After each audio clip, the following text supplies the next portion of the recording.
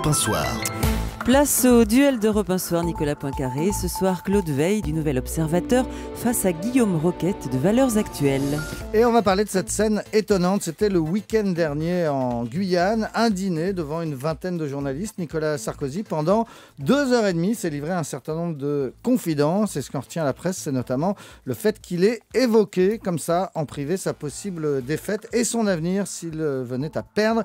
Il a dit notamment en cas d'échec, j'arrête la politique, c'est une certitude. Je changerai complètement de vie.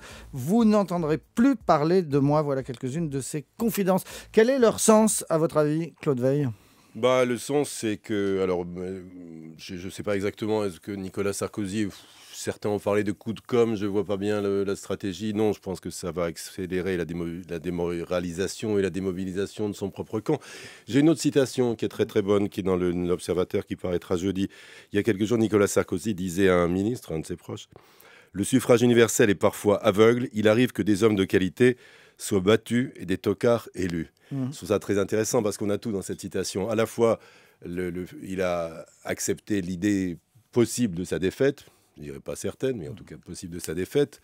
Et il a déjà le système d'autodéfense qui s'est mis en place. Ça m'a rappelé, on va entrer dans les mémoires de l'oncle Claude. Non. Oui, voilà, il se trouve que le 8 mai 81, si ça vous dit quelque chose, j'étais avec Valéry Giscard d'Estaing et j'ai posé cette question, Monsieur le Président, si vous êtes battu, ça sera à cause de quoi? Il m'a répondu, ça voudrait dire que les Français ont été trompés. Donc évidemment, pour un homme politique, il est plus facile de penser que les électeurs se trompent que de se mettre en cause eux-mêmes.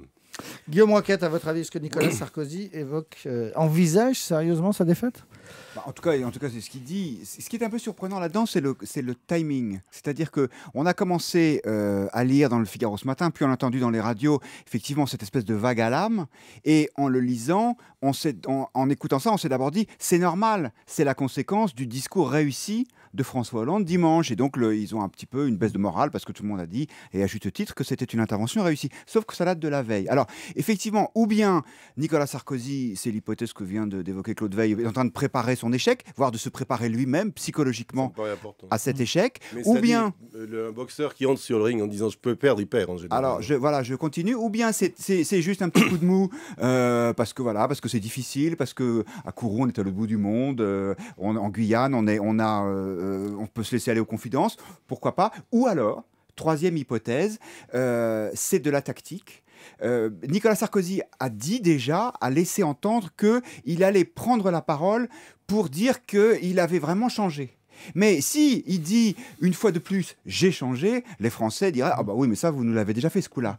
Si il se met dans la position de l'homme qui a des états d'âme, qui montre ses faiblesses, qui pourrait laisser entendre qu'il a une forme de blessure, qui n'est pas indispensable, là, ça change un peu le scénario. Et ça change le regard que les gens peuvent avoir sur lui. On se demande si ça n'est pas comme au judo, où on peut profiter d'un adversaire plus fort pour se servir de son poids comme d'un levier. Et là, Sarkozy se retrouve en position de challenger. Oui, aujourd'hui, et surtout depuis dimanche. Pousser Hollande à la faute, à l'arrogance, oui, c'est ça. Tout le monde dit Hollande a gagné, et donc lui dit mais regardez, vous en avez un qui est sûr de lui, et puis il y en a un autre qui doute. Qui aurez-vous envie de voir à l'Élysée ? Claude Veil, parce que ce qui est intéressant, c'est que donc c'était samedi soir, il y avait une vingtaine de journalistes, il leur a dit à plusieurs reprises c'est off, sous-entendu ne répétez pas, ne répétez pas. Quand on parle à 20 personnes, il n'y a pas de off. Mais sauf que évidemment, il devait se douter que ça allait sortir à un moment. Sûr, d'où l'hypothèse de Guillaume Roquette, est-ce que c'était pas tactique ? Il est même un peu étonnant que ce soit pas sorti plus tôt. Non, pour que Nicolas Sarkozy n'intègre pas la possibilité de sa défaite, il faudrait vraiment qu'il soit déréalisé. Lorsque depuis 2 ans, tous les sondages le situent à peu près à 60-40, 58-42, 57-43 battus. Ça veut dire qu'il y a au moins une plausibilité, sinon une probabilité. Est-ce que de cette faiblesse-là, comme l'espère Guillaume, il peut faire une force, selon la technique en effet des arts martiaux qui consistent à déstabiliser l'adversaire en utilisant sa puissance? Ça me paraît très compliqué. Le problème de Nicolas Sarkozy, c'est qu'il traverse évidemment une séquence noire. La séquence qui va des annonces désordonnées, brouillonnes de la semaine dernière, la TVA, le machin, on réforme tout jusqu'au bout, etc. Je suis le président, je vais changer la France avant de partir. Qui se termine avec ce meeting de Hollande qui est incroyable quand on y réfléchit, puisque il faut se méfier évidemment des effets de ce qu'on appelle le carène liquide en navigation. C'est quoi la carène liquide? Cette capacité qu'a notre profession à basculer sur un coup de vent d'un côté à l'autre. Un virement de bord brutal, c'est ça? La semaine dernière, tout le monde expliquait que Hollande était nul, que sa campagne était totalement ratée, qu'il n'y avait rien dedans, qu'il n'y avait rien sous le capot, etc., qu'il allait se planter. Tout le monde m'a expliqué ça. Je dis, ah bon, je ne le constate pas pour le moment. Et puis tout à coup, il fait un discours, et tout à coup, on dit, mais quel génie ce type, il a. Mais Hollande est capable de faire de très bons discours. Je ne l'ai pas découvert dimanche. Il a occupé un positionnement qui est évidemment habile, mais qui cisaille complètement la stratégie de l'Élysée, qui consistait justement à distiller depuis des semaines et des mois, il est nul, vous allez voir, il est nul. Alors du coup, pour ceux qui ont découvert à cette occasion François Hollande, c'est-à-dire le plus grand nombre, parce qu'en effet, les gens ne vont pas tous au meeting socialiste, ils ont dit, mais non, il n'est pas nul, qu'est-ce qu'on nous avait raconté? Il y a eu là, je pense, il y a un effet boomerang de cette communication élyséenne qui est terrible pour Nicolas Sarkozy. Justement, le demi-tour du boomerang est tellement violent qu'il me paraît peu plausible chez quelqu'un qui a quand même la maîtrise de la politique depuis un certain nombre de dizaines d'années, qui est quand même... donc c'est en ça que la situation se retourne tellement brutalement. Alors effectivement, on n'est pas à l'abri d'un changement complet.